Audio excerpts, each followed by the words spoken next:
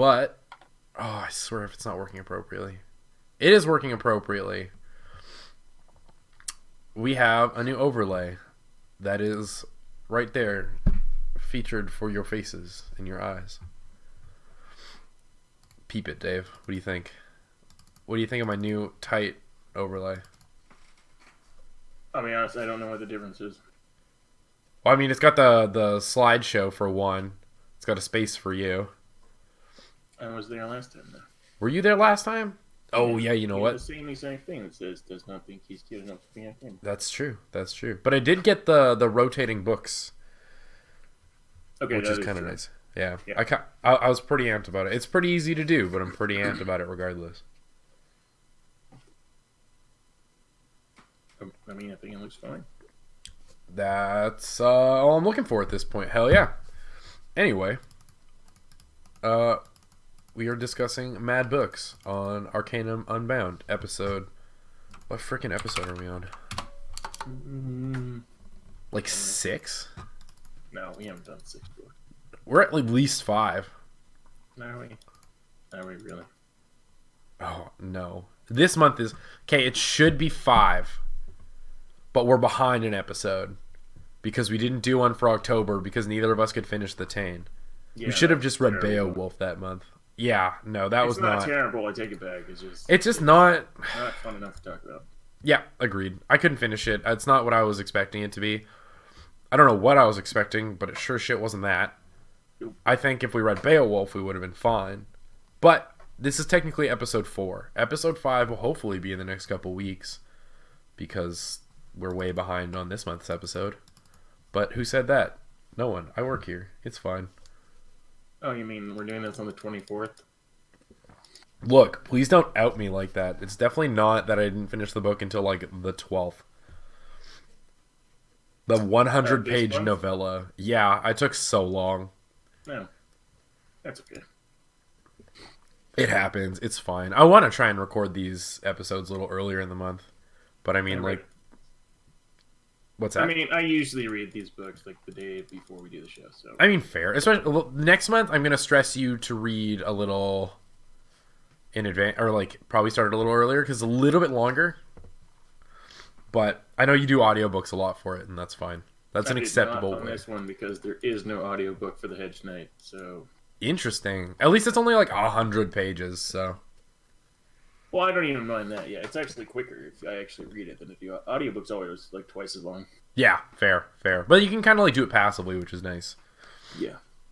Well, yeah. Also, so this. I feel like sometimes I actually get more out of audiobooks, just because the audio actors or the voiceover people, they like sometimes I do both, sometimes I do one, sometimes whatever. Either way, but like I really feel like audiobooks sometimes really help, especially in certain books where if you have a lot of characters in the book and they have different audio actors, sometimes it kind of helps you distinguish things. Like sometimes you get, especially with fantasy books where you have all these like weird crazy names and it's like, man, I can't remember all these names sometimes as I'm reading and who's this and who's that.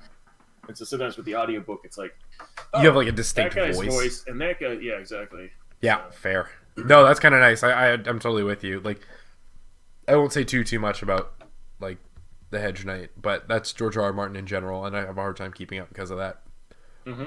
But we could probably get right into this biz, which is tight. Heck,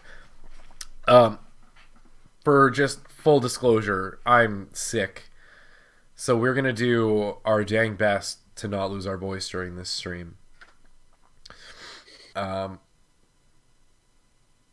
Okay, anyway. Would you like to read the synopsis for me? Because I'm gross right now. Sure. Cool. I did my best to write this myself, so if I miss anything, plug it in after, and that's fine. That's fine. Sir Dunk, short for Duncan, finds himself traveling the world alone with his master, Sir Arlen of Pennytree. A fellow Hedge Knight passes... Whoa. Oh, sorry. The fellow Hedge Knight. All right, yes. My bad. This was not proofread. No, it was not. My bad. The fellow Hedge Knight passes in the night. During a stop at an inn, Sir Dunk encounters Egg, a small bald boy with a surprising amount of attitude. When Dunk arrives in Ashford, he finds that Egg has followed him there. Then, despite Egg's attitude, he is taken on as Dunk's squire. As Dunk prepares for the tournament, Egg calls for his help as Prince Arion is attacking a puppeteer for mocking the dragon of House Targaryen. Dunk protects the puppeteer and winds up jailed and chooses to invoke a trial by combat. Prince Arion insists on a trial of 7, and Dunk enlists several knights to fight by his side and allows the gods to determine his innocence. I like that you bailed me out when it didn't make a ton of sense. Much appreciated. Jordan is muted. Anyway. I gotta turn that off. At least I was coming through on stream. What I said, though, was I appreciate you bailing me out when it didn't make a ton of sense. Yeah. There was a nice little touch there that didn't make a ton of sense in my own synopsis, but it's okay. Dave's got my back. We're good. Everything's fine. So, to start, did you enjoy it? I did, actually. Quite a lot. Honestly, I me too. love George R.R. Martin in general. I've read all of these Song of Ice and Fire books. Yeah. I had not read these yet. I had planned to at some point, so I was happy that we were going to read it. Oh, there we go. That's good. And it was very easy to read. I read this in probably like 2 hours. Not even that, maybe. So... Yeah, no, I felt the same way. I'm not like as huge into Martin. Like my first dip with Martin was the show, and sue me for that. That's fine. But it was like a very nice, easy read. It was like more casual than what I'm assuming the main series is, which is kind of what I was hoping for. Yes. And like it still has very much like traces of Martin, but I still enjoyed it. And I guess that takes up my follow-up question. If you've ever read anything by him before. I do want to read his books for the show, but I need to make sure I have hella time to read those books because I'm not a fast reader by any means. Now, with the show, so as most people know, the first few seasons of the show are based pretty much straight off the book. And then the showrunners just butchered the end of that series. So, just take that in and out if you watch the shows. Yeah, I feel like most people are well aware at this point, but this is a safety warning of watch up until season 4 and then give up. No, don't give up. You just watch the whole thing through and then hate yourself for the last season. Yeah, pretty much. Even though, like, I don't know, a lot of people gave, not to divert too much, but people gave like season 5 and 6 and 7 a lot of heat, but I didn't mind them. 8 was awful. Yeah, no, I didn't mind anything up until... I mean, there were certain like episodes that you hated, but like I didn't hate the actual show until the very end. Yeah, no, that was lackluster to say the least. But we won't say much to avoid spoilers because I don't want to be a monster. Even though it's aired like 6 months ago or a year ago. Not quite. Yeah, it's a year. Almost a year. We're really ousting ourselves when we record this. When we make it big time and we have good mic quality and cams for both of us, people are going to look at this and be like, they only did this in 2020? Unbelievable. This is garbage. The technology was there. And you know what? That's fine. Did you prefer... I'm assuming you preferred the writing to the show? Very much so, yes. Yeah. Does that include the first 4 seasons? Is that distracting from the topic at hand? Well, listen, we're talking about Martin in general. I think that whenever you're talking about him, whether... Like, one thing about this book, The Hedge Knight, is he does not spend as much time describing things as he does in the main series. So there's definitely a lot of filler in the books that I think a lot of people have always criticized that his editors don't do a good enough job with him. So one reason why his books are as long as they are he's very eloquent at describing a lot of things normally, and it really sets like the whole mood, and he creates this whole world in his head, and like it really helps you understand and visualize the characters. But sometimes with something like this, you don't need all that. So that's Yeah. one thing I did like better about this at times is I didn't need to know every little nuanced thing about every single night in this tournament. Like it kind of It was got more to simple. the point. So that was good. Yeah. No, I like that too because I was expecting that. Because like, from what I heard, it's like okay, you're getting a lot of detail. Like you're gonna get everything, and that's why the lore is so unbelievably deep. Yes. Because he gives you the lore, and it's like that's fine and dandy, and I like that. But I was like, kind of not taken aback, but I was kind of like relieved when this, like I guess you only get 100 something pages, if that, but you don't get like so much lore that it's like almost overwhelming. You get like a nice brief story of Sir Dunk the Tall and Egg, and that's really all there is to it. Like there's a bit of a twist, but I mean, what story doesn't have it, etc. Like, but I never felt like I mean, I guess with like some of the characters, I kind of misplaced them because there were so many. But that kind of came that I take fault for because I tend to read the books in like very small chunks. Like I'll read 15 minutes, 20 minutes. Like I read a lot at work on my breaks. So I'm not reading like hours at a time or like 45 straight minutes plus. Like half an hour is like a long reading session for me. So I'm not going to like judge the book too much for that. That's on me. What do you think of the character? Like, oh, sorry, go ahead. I mean, for a shorter book, though, the only time I really got confused, even a little bit, was at the Trial of Seven. Because before that, like, you don't really need to know. Like, when they describe the different knights and things like that, you're like, oh, well, there's just a bunch of knights they're talking about. You know, they're all noblemen and this and that. And it was just like a passing sentence or two describing each. But then at the Trial of Seven, I'm like, wait, which one was this? Yeah, that's exactly what I was thinking, too. I'm like, who are these people? Like, there's 14 different guys now, so... Yeah. Yeah. But I mean, like 3 of them were just like King's Guards. You're just like, okay. Yeah, that was kind of nice. Where it's like, okay, you only have to remember almost a dozen characters. Yeah. Not more than a dozen. Thank you, Mr. Martin. Excuse me. What'd you think of the characters? Like Dunk and Egg. Or even the puppeteer, if you really want to go there. Dunk was fine, honestly. I kind of got where he was coming from at times. I did think that it was obviously a character where you got just enough backstory to fit a novella, but I'd be curious to see, because there's 2 other stories in his arc, and see if there's more that's fleshed out there. But you didn't really need to know too much about him for this, and that was fine. With Egg, I thought he was kind of annoying at the beginning, but like it didn't really... It made sense later on in the book of why he was doing what he did, but at the start I was just like, dude, is this just gonna be a cliche, just kid tagging along kind of thing? Yeah.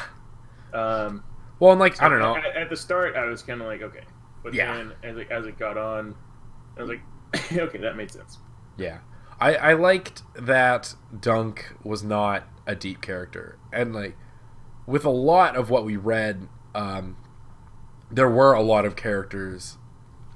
So like 6 of Crows, the Emperor's Soul not so much, but 6 of Crows had a handful of main characters from different viewpoints, which is interesting. The Black Company, same deal. Like you were moving through characters consistently, and it's interesting and fun. But it's like, you know what? I am enjoying just focusing on like one simple character because it doesn't. The story was not anything crazy. Like. Nor was Dunk. It fit the character, if that makes sense. Yeah. It's just he's just trying to find a simple solution. He's just trying to earn his way in the world. And then you have Egg, who is like somewhat comedic relief and somewhat like a guiding arrow. And I think together they make like almost one complete character. And it's kind of a lot more fun to have those interactions. It's just, Dunk works off morals and integrity and what a knight should be, and Egg is just trying to do what he thinks is right and wants to live a life outside the castle kind of thing. Yeah. Um, and I mean, Egg's got a little bit, obviously, of a rebellious side to him. Yeah. Oh, yeah. Like, there's a little bit of, like, pushback. But there's, like, spoilers imminent for this book, but we're discussing it, so I'm allowed to spoil it, I feel. Yeah. As, like, the prince, he's going to basically, especially in the world of Game of Thrones, be forced into a role, whether he likes it or not, like, to the point where it could lead to something, like, drastic, like wars, suicide, and whatnot. But Egg is, like, it's still a little campy, in my opinion, but he is just a rebellious young prince who does not want to grow up in that, like, stranglehold's not the right term. I'm thinking of something different. In the, like, forced life the life that's forced upon him, he wants something different. Yeah. Yeah. The tired's really coming out. I just pounded back my coffee, and it should have helped, but I should have done one more caffeinated shot than that. You're fine. Oh, sweet. I'll take it. Did you find the rest of the book campy at all? No, honestly, not really.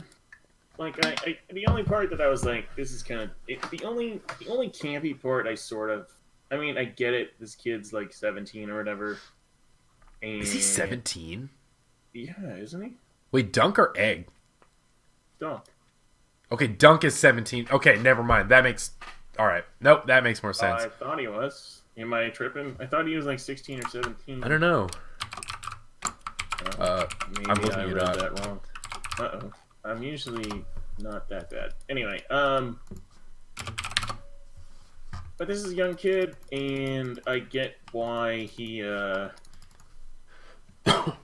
He's decided 16. to help protect the puppeteer. Yeah. Oh, yeah. Just because he had a crush on her or whatever. But Oh, and, like, it's the right I thought thing to that was do. the only part I was like, I don't know that even a guy, you know, jacked up on testosterone and needs to get laid would necessarily attack a prince just because he thought it was the knightly thing to do. Like, there's just, like, there's a certain level of... There's a point where, like, wisdom... Oh, I'm so sorry. The dogs are about to freak out. I I'm going to put them outside. If he just wasn't taught that, but... Anyway.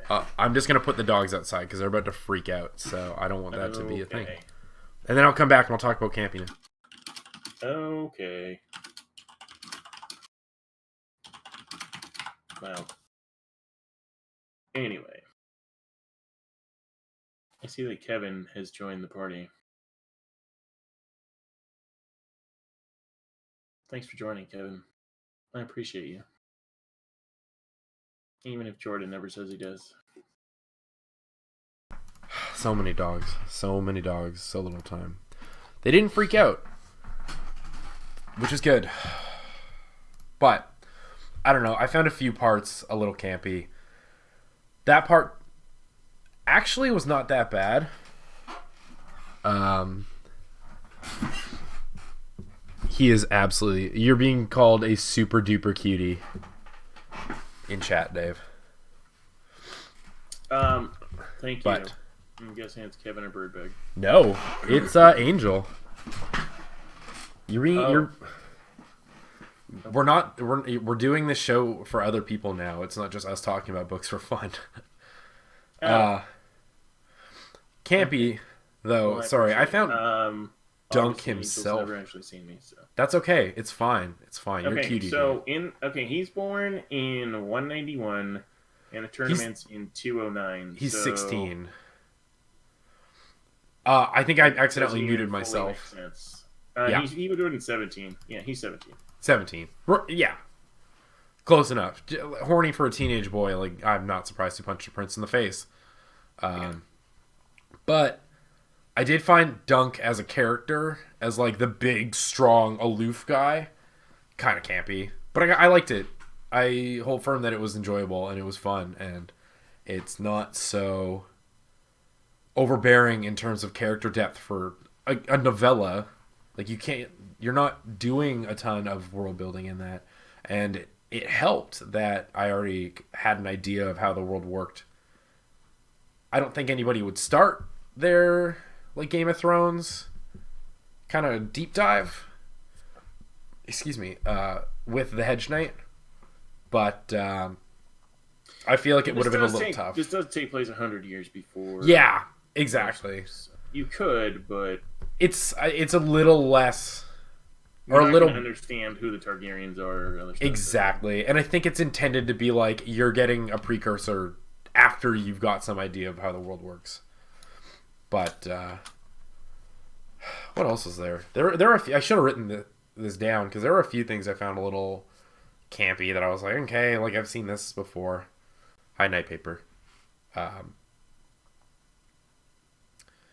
One of them was, I guess, the Trial of Seven, because like maybe in my head I kind of had an idea of like how is he gonna get out of this? Like nobody knows him, nobody's like figured it out, nobody has ever heard of Sir Arlen of Pennytree at all. No one's heard nothing at all. It's just, how does he get out of this? Oh, well, he's strong, so that's what he's gonna do.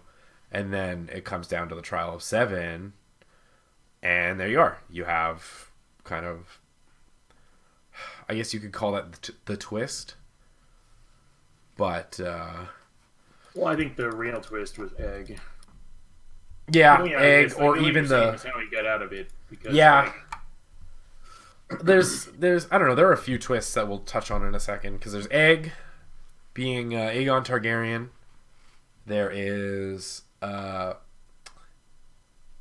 like just Dunk's character, in my opinion. I'll take heat for that. That's fine. And then there was the cousin who turned on his. I can't remember their names because there were so many of them. But there were the one who thought they were gonna fight for Dunk and then fought for the prince instead. And then I found the mercy thing was not very Game of Thrones towards the end, where it's Dunk very well could have killed the prince, but didn't. So I figured with Dunk's character, it makes sense that he didn't. But no, yeah.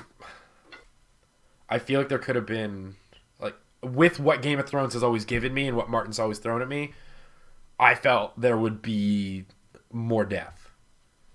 But the death of the Hand of the King actually got me.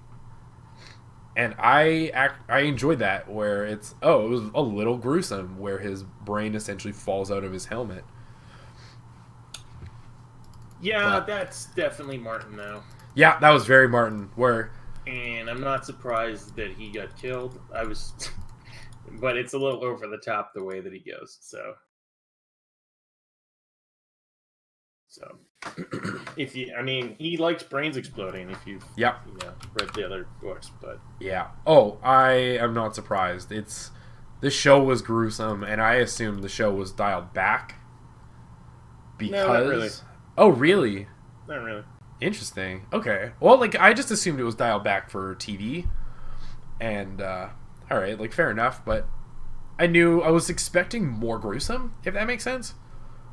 I think the only thing really dialed back for the TV was the fact that, like, a lot of the characters were underage. So they were like, well, we can't really do that with these fucking 14-year-olds, you know? So. Yeah, true. I mean, Dunk was still only 17. Yeah. But, even then, it's like, okay. I'm surprised we got like our happily ever after involved with, or happily ever after to it too. But that was one thing that might have been the one thing I thought was kind of campy, is that Egg's his dad, like his father just was like, like, oh, okay, just walks away and just like lets him go on his journey. Mm-hmm. Just like, oh, okay, sure. I'm just gonna let my. That's fine. Like, go ahead, live your best life. And it's like, oh, okay. I was expecting more pushback or Dunk to have to do something else instead of being. I mean, he's the fourth son. I guess his dad was just like, we could lose one if we need to. Yeah, I got 3 more of these little bastards. It's fine. Especially in that world, they probably did use bastards at one point. Well, the Targaryens, if you do not know, all married their sisters or other family members. No, that I did know, actually. Yeah. So I'm guessing Egg's mom and dad were brother and sister or cousins or something. Yeah. So. Yeah. Off the top of my head, I'm not entirely sure. Oh, if I had to make an assumption, I would probably make that assumption. Excuse me.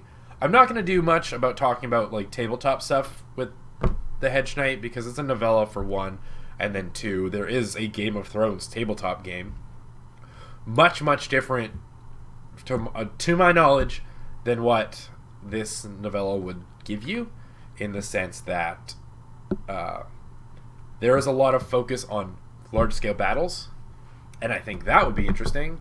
I think a 7-on-7 battle will be tough to run as a DM, but I won't dip too deep into it. Well, if you have a party of 6 or 7 just going against bad guys, I don't know. I mean, like, I do it occasionally. Like, the group I run for you got 6. Excuse me, most of the time 6.